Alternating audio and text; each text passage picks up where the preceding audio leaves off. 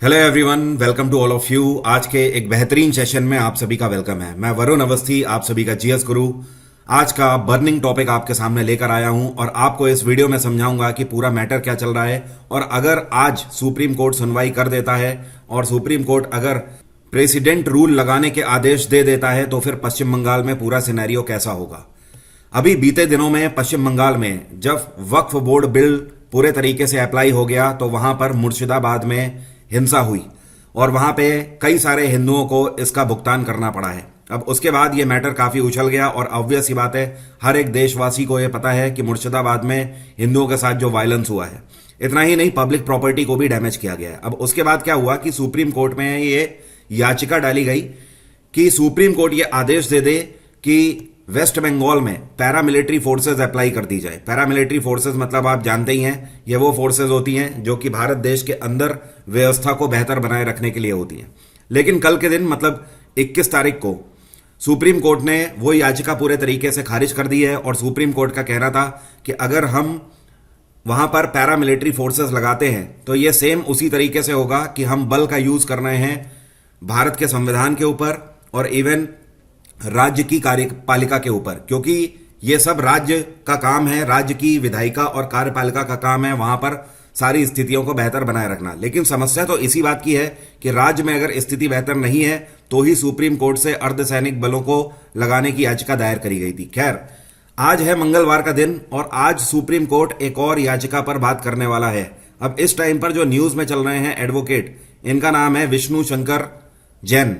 Advocate Vishnu Shankar Jain जो हैं, इन्होंने एक प्ली फाइल करी हुई है और इनका कहना है कि वेस्ट बंगाल में आर्टिकल 356 का यूज करके प्रेसिडेंट रूल अप्लाई किया जाए। अब देखिए, यहां पर आर्टिकल 356 पर भी अभी मैं बात करूंगा, आपको बताऊंगा अगर आर्टिकल 356 लग जाता है किसी भी राज्य के अंदर, मतलब प्रेसिडेंट रूल लग जाता है, तो पहले और तब में स्थितियां कैसी चेंज हो जाती हैं। फिलहाल एक चीज और समझिए, West Bengal residents Devdutt Majhi and Mani Munjal, इन्होंने भी प्रेसिडेंट रूल लगाने के लिए याचिका दायर करी हुई है। अब ये देवदत्त मांझी कौन है? अभी हाल ही में इनके आईआईटी जेईई में 100 इन्होंने परफॉर्म किया है, मतलब बहुत ही ब्राइट स्टूडेंट है। और ममता बनर्जी ने इनको कॉन्ग्रेचुलेट भी अभी किया है, खुद ही अपने एक्स हैंडल से इनको कॉन्ग्रेचुलेट किया है। आप यहां पर देख सकते हो, congratulations to our Devdutt Majhi who has secured 100 percentile in JEE Mains exam 2025।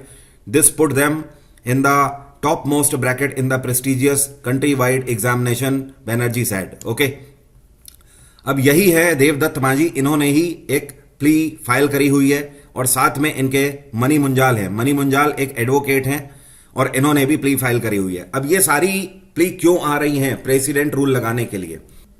अब ऐसे में आर्टिकल 356 पर आने से पहले मैं आपको बता देना चाहता हूं, एडवोकेट विष्णु शंकर जैन ने यह भी कहा है कि वेस्ट बंगाल गवर्नमेंट से आर्टिकल 355 के ऊपर पूरी रिपोर्ट मांगनी चाहिए। अब ये पूरा मामला क्या है इसको समझ लेते हैं। देखिए, हमारे संविधान का आर्टिकल 355 ये बोलता है कि राज्य सरकार संवैधानिक रूप से कार्य करेगी राज्य के अंदर, मतलब पूरी जितनी भी व्यवस्थाएं हैं वो सब संवैधानिक रूप से चलनी चाहिए।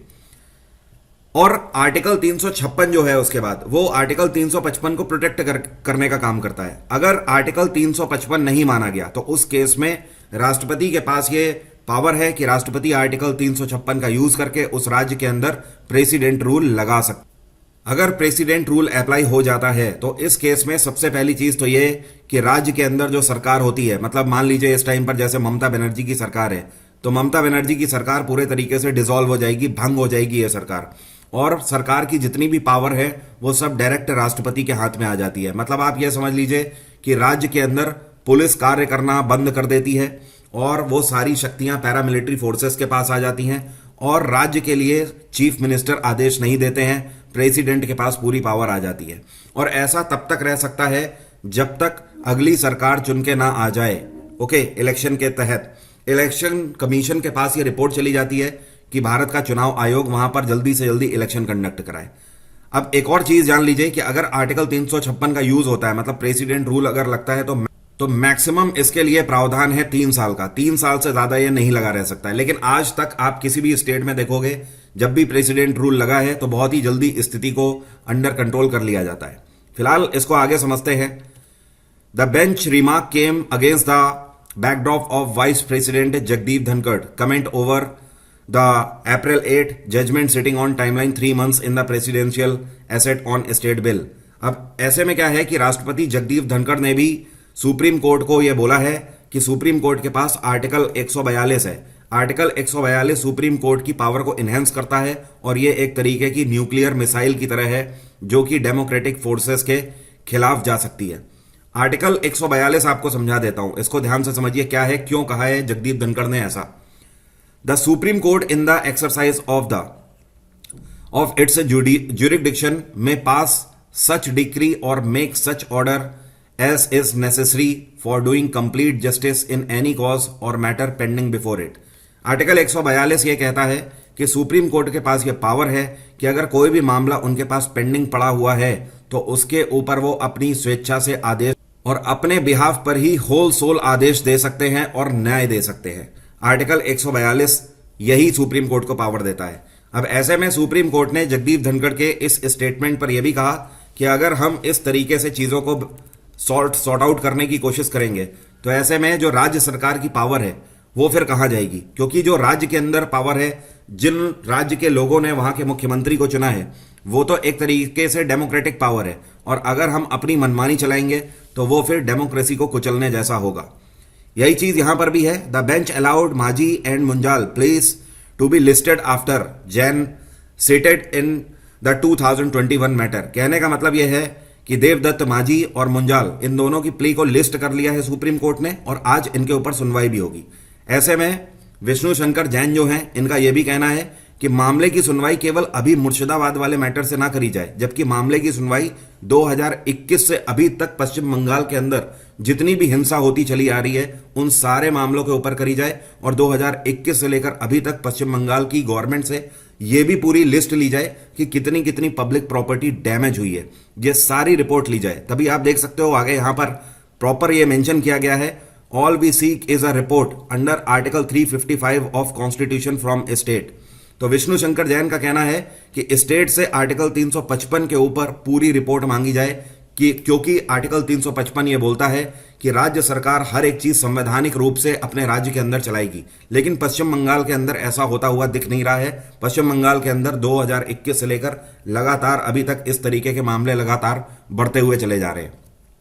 अब कई लोग मुझे कमेंट सेक्शन में बोलेंगे सर मणिपुर के ऊपर भी बोल दीजिए। आप ऑलरेडी जाकर देख लीजिए, मैंने मणिपुर के ऊपर भी बोला हुआ है, लेकिन हां यहां पर ना ही हिंदू, ना ही मुसलमान, ना ही किसी और धर्म का होते हुए सोचिए।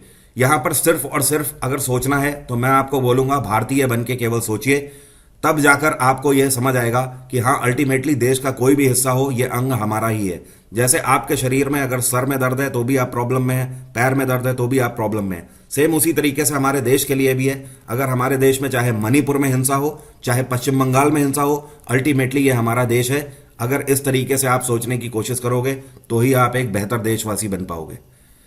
पूरा मामला अगर आपको समझ आ गया है तो जिनको नहीं समझ आया है उनको भी आप वीडियो पास ऑन करके ये मामला समझा सकते हो। अब देखने वाली बात आज ये होगी कि सुप्रीम कोर्ट राष्ट्रपति शासन का आदेश देती है या नहीं। लेकिन अगर राष्ट्रपति शासन का आदेश देगी तो उसके बाद क्या क्या चीजें बदल जाएंगी ये मैंने आपको बता दी है। सारी पावर यहां पर प्रेसिडेंट के पास आ जाएगी। प्रेसिडेंट जिस तरीके से राज्य को चलाना चाहेंगे उस तरीके से राज्य को चला सकते हैं इस दरमियान, जब तक निर्वाचन आयोग के द्वारा अगला इलेक्शन कंडक्ट करके नया मुख्यमंत्री नहीं चुन लिया जाता है। Thank you so much. फिर से एक नए वीडियो में बात होगी, तब तक के लिए धन्यवाद।